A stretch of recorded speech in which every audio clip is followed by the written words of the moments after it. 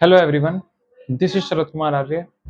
जैसे कि आप सभी को पता है, हमारी टेंस की सीरीज चल रही थी और इसी सीरीज में हमने हमारी पहली वीडियो आई थी हमारे यूट्यूब चैनल @msm.शरद पर। पहली वीडियो टेंस से रिलेटेड थी, जिसके अंदर हमने पढ़ा था टेंस क्या होता है, उसकी बेसिक अंडरस्टैंडिंग हमने समझी थी।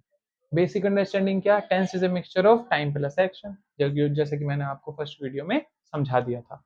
टाइम के टेंस के अंदर टाइम होते हैं और एक्शंस होते हैं। बिना किसी टाइम के कोई एक्शन पॉसिबल नहीं है। 4 एक्शन होते हैं, 3 टाइम होते हैं। उन एक्शंस में इंडेफिनिट, कंटीन्यूअस, परफेक्ट और परफेक्ट कंटीन्यूअस। क्विक रिवीजन में मैं समझा देता हूँ। टाइम तो आप सभी को पता है, हर किसी को पता रहता है। एक्शन समझ लीजिए। इंडेफिनिट कौन सा एक्शन होता है? जो हैबिट होती है,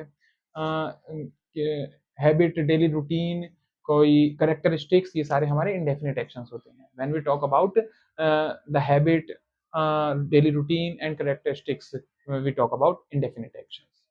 And continuous actions are those actions in which we talk about any work which is on continue process. We can easily understand it by the word continuous. हम इसे बहुत आसानी से समझ सकते हैं इसके वर्ड से ही। क्या वर्ड है? continuous. continuous ऐसा वर्ड है जो बना है continue से। continue मतलब कोई भी वर्क जब वर्किंग ऑन प्रोसेस होता है, कोई भी वर्क ऑन प्रोसेस होता है, चल रहा होता है, वो हमारा कंटिन्यूअस एक्शन कहलाता है। परफेक्ट एक्शंस वो एक्शंस होते हैं जो at the point of time action हम खत्म कर चुके हैं।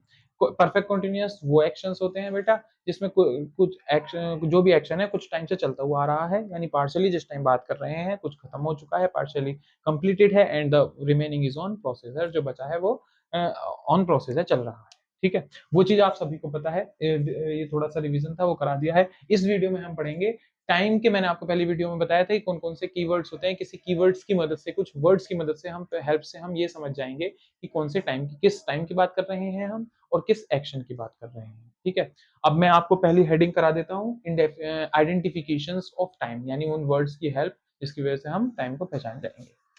जैसे जैसे मैं करा रहा हूँ, अगर राइट डाउन करना है तो कर लीजिएगा।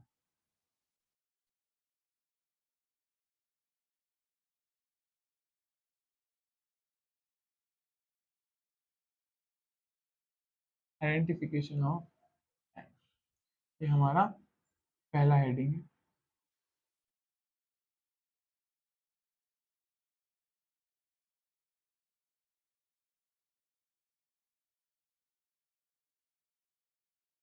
हेल्पिंग वर्ब क्यों लिखा मैंने? यानी हेल्पिंग वर्ब ही वो वर्ड होते हैं जिनकी हेल्प से हम ये आइडेंटिफाई कर लेंगे कि सेंटेंस के अंदर कौन सा टाइम है। यानी हेल्पिंग वर्ब ही सेंटेंस के अंदर ऐसा वर्ड है जो हमें बताता है कि इस टाइम के बारे में बात हो रही है।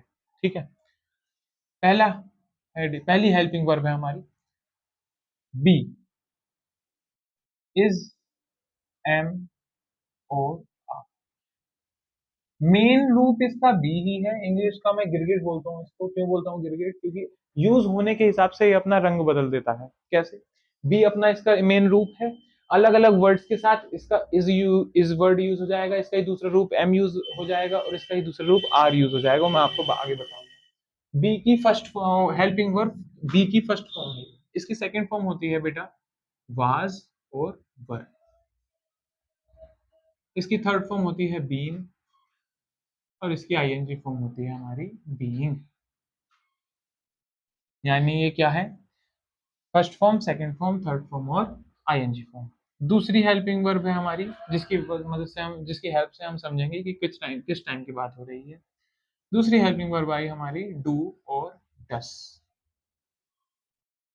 इसकी सेकंड फॉर्म होती है डिड, थर्ड फॉर्म होती है बेटा इसकी डन और आईएनजी फॉर्म होती है डू की डूइंग।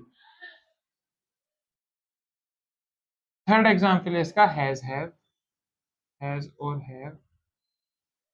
इसकी सेकंड फॉर्म होती है हेड, थर्ड फॉर्म होती है हैड और आईएनजी फॉर्म होती है इसकी हैविंग। इसी तरह ये तो आपकी हेल्पिंग वर्ब्स है। ये आपको अभी ये प्रेजेंट और पास्ट के बारे में बताती हैं। फ्यूचर के बारे में भी मैं आपको अभी लिखाऊंगा, इसके नीचे ही लिखवा दूंगा। अभी अभी फिलहाल इसको समझिए। आइडेंटिफिकेशन ऑफ टाइम हेडिंग है। हेल्पिंग वर्ब की मदद से, हेल्प से हम ये पहचान जाएंगे कि कौन से टाइम की बात हो रही है, किस टाइम की हम बात कर रहे हैं। पहली है helping verb be, is, am, are, ओ, डू, डज, हैज, हैव, यानी वर्ब की, हेल्पिंग वर्ब की फर्स्ट फॉर्म। ये सारी आपकी हेल्पिंग वर्ब्स की फर्स्ट फॉर्म लिखी है। हेल्पिंग वर्ब की फर्स्ट फॉर्म। ये हमें किसके बारे में बताती है? प्रेजेंट टाइम के बारे में। यानी यहां से आप क्या समझे? जब भी आप किसी सेंटेंस के अंदर be, is, am, are, do, does, has, have यानी इन हेल्पिंग वर्ब्स की फर्स्ट फॉर्म देखेंगे तो आप तुरंत ये पहचान जाएंगे कि प्रेजेंट टाइम की बात हो रही है। एक्शन अभी अब बाद में समझेंगे, ठीक है, वो मैं अब इसके बाद कराऊंगा। अभी फिलहाल अभी ये समझेंगे कि जब कभी भी सेंटेंस के अंदर ये वर्ड मिलेंगे तो सिर्फ प्रेजेंट की बात हो रही है, ना पास्ट की बात हो रही है, ना फ्यूचर की बात हो रही है, ठीक है। इसी प्रकार प्रेजेंट टाइम की बात हो रही है। इसी प्रकार इसकी सेकंड फॉर्म्स हैं वाज, वर, डिड और हैड। जब कभी भी आपको किसी भी सेंटेंस के अंदर ये वर्ड्स यूज हुए हैं एज एन हेल्पिंग वर्ब, तब ये क्या किसकी बात करेंगे? हमारे पास्ट टाइम की। Past time. इसका भी यहाँ आइडेंटिफिकेशन ऑफ टाइम में इसका भी रोल कुछ नहीं है, इसका ही रोल है प्रेजेंट और पास्ट के बारे में। फ्यूचर का मैंने आपको बताया था, अभी लिखवाऊंगा। फ्यूचर में हमें कुछ समझने की जरूरत ही नहीं है, नोट डाल के स्टार बना के आप लिख लीजिए। फ्यूचर में क्या होते हैं? विल और shall as an helping verb, या फिर कहें इनका मेन क्या है, ये मॉडल वर्ब। जब कभी भी किसी भी सेंटेंस में टेंस में के अंदर लिखे हुए विल और शैल मिल जाए तो वो हमारे क्या कहलाएंगे? क्या कौन सा टाइम होगा? Future time. कौन सा टाइम होगा बेटा? ये फ्यूचर टाइम। तो इसमें मुझे कोई वर्ड लिखवाने की जरूरत है ही नहीं, है तो आप सबको पहले से ही पता होगा। एक चीज मैं आपको समझाता चलूं जो फर्स्ट वीडियो में बता देना चाहिए था, समझा देना चाहिए था मुझे। फर्स्ट वीडियो बेसिकली किससे रिलेटेड थी कि हम फर्स्ट वीडियो में हमने समझा था कि टाइम टेंस होता क्या है? Tense is a mixture of time plus action. यही बेटा रीजन है कि फ्यूचर टेंस में हम हेल्पिंग वर्ब का यूज नहीं करते, मॉडल वर्ब का यूज करते हैं। ये विल और शैल हमारी हेल्पिंग वर्ब नहीं है, ऑक्सिलरी वर्ब्स बोल सकते हैं हम इनको, ये मॉडल वर्ब्स हैं। कैसे मॉडल वर्ब्स भाई? इन्हें हम मॉडल वर्ब्स बोलते हैं। क्यों? मैंने आपको बताया कोई भी एक्शन किसी ना किसी टाइम के बेस पे पॉसिबल होगा, यानी किसी भी एक्शन को परफॉर्म करने के लिए कोई ना कोई टाइम हमें चाहिए। बिना किसी टाइम के कोई एक्शन पॉसिबल नहीं है। यही रीजन है फ्यूचर में जो हम एक्शंस बोलते हैं वो पॉसिबल नहीं कि हो जाए। जैसे मैं आपको समझा देता हूँ एग्जांपल से। मैं आपको कहूँ कि मैं कल आपको 4 बजे पढ़ाऊंगा, क्या ये निश्चित हो गया कि मैं आपको 4 बजे पढ़ाऊंगा? हो सकता है कल मुझे कोई इमरजेंसी हो जाए और मैं आपको ना पढ़ा पाऊँ, कहीं काम से, कहीं किसी इमरजेंसी से बाहर चला जाऊँ किसी वर्क से। तो वो और मैं जो एक्शन मैंने परफॉर्म करने के लिए बोला कल के लिए, उसकी गारंटी नहीं है कि वो 100% I am not sure that I will perform that action. Okay, तो इसीलिए यही रीजन है कि ये जो भी एक्शन हम बोलते हैं फ्यूचर के लिए वो पॉसिबल नहीं है कि हो ही जाए। इस यही रीजन है कई जितने भी बड़े बड़े इसके साइंटिस्ट वगैरह जो भी होते हैं इंग्लिश में, विद्वान वगैरह जो भी होते हैं, वो लोग फ्यूचर को एक्शन वो टेंस नहीं मानते, वो फ्यूचर को टेंस नहीं मानते। यही रीजन है फ्यूचर में हम हेल्पिंग वर्ब का यूज नहीं करते, मॉडल वर्ब्स का यूज करते हैं। मॉडल वर्ब्स जब मैं वर्ब्स पढ़ाऊंगा तो उसमें आपको समझा दूंगा, ठीक है। अभी फिलहाल इसको ज्यादा लंबा ना खींचते हुए मैं आपको सिर्फ वर्ड बताए, यानी जब भी आपको ये हेल्पिंग वर्ब की फर्स्ट फॉर्म्स मिल गई ये वाली लिखी हुई तो आप पहचान जाओगे प्रेजेंट की बात हो रही है। जब भी हेल्पिंग वर्ब की ये वाली फॉर्म्स लिखी हुई मिल गई आपको तो आप पहचान जाओगे कि पास्ट की बात हो रही है, ठीक है। इसे राइट डाउन कर लीजिए। इसके बाद में इसे रफ करके इसके एग्जाम्पल्स कराता हूँ। अभी तो आपने समझ लिया, अब एग्जाम्पल से और अच्छे से क्लैरिफाई हो जाएगा। ओके,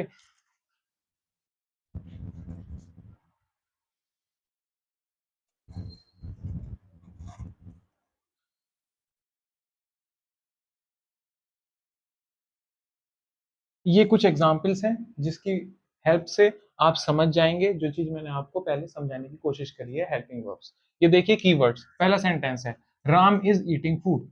इस सेंटेंस के अंदर इस देख के आप तुरंत पहचान जाओगे हेल्पिंग वर्ब की फर्स्ट फॉर्म यूज हुई है। तो इससे हम क्या पहचान जाएंगे, क्या क्या समझ जाएंगे कि ये प्रेजेंट टाइम है। और ऐसे ही एम क्या हो गया? प्रेजेंट टाइम, क्योंकि हेल्पिंग वर्ब की फर्स्ट फॉर्म यूज हुई है। आर हेल्पिंग वर्ब की फर्स्ट फॉर्म यूज हुई है, present time. Was helping verb की सेकंड फॉर्म, बी की सेकंड फॉर्म वाज, तो ये क्या हो गया आपका? Past time. ऐसे ही वर सेकंड फॉर्म पास्ट टाइम। इसी तरह डू, डू आपकी क्या है? हेल्पिंग वर्ब की first form, present time. Does helping verb की first form, present time. Did helping verb की सेकंड फॉर्म, तो क्या हो गया ये? Past time. Has helping verb की first form, present time. Have helping verb की फर्स्ट फॉर्म, प्रेजेंट टाइम। और ऐसे ऐसे ही हैज ईटन फूड, तो ये आपकी हेल्पिंग वर्ब की फर्स्ट फॉर्म हो गई। अच्छा, ये मैंने आपको प्रेजेंट प्रेजेंट करा दी है तो इसको आप डायरेक्ट पास्ट बना दो, he had. He had he had eaten food, had देख के आप तुरंत पहचान जाओगे कि कौन सा है ये हमारा पास्ट टाइम।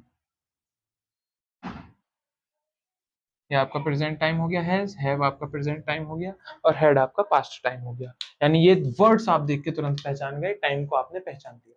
ये इस वीडियो में मैंने आपको समझाया है प्रेजेंट और पास्ट और फ्यूचर को आप कैसे समझाएंगे। फ्यूचर के मैंने एग्जांपल नहीं लिखे, फ्यूचर में सिंपल होता है, विल और शैल आप देख लोगे, उसकी हेल्प से आप समझ जाओगे कि हम प्रेजेंट की बात कर रहे हैं या पास्ट की बात कर रहे हैं या फ्यूचर की बात कर रहे हैं। विल शैल लिखा हुआ मिला, तुरंत पहचान गए हम फ्यूचर है भाई, इसके आगे हमें देखने की जरूरत ही नहीं है। अब हम फ्यूचर के अंदर भी एक्शन पहचानेंगे। इस वीडियो में मैंने आपको समझाया है आइडेंटिफिकेशन ऑफ टाइम। ये कुछ एग्जांपल्स लिखवा दिए उन हेल्पिंग वर्ब्स के, वो आप राइट डाउन कर लोगे। इन फ्यूचर आपको कभी प्रॉब्लम नहीं आने की किस टाइम की बात हो रही है सेंटेंस के अंदर।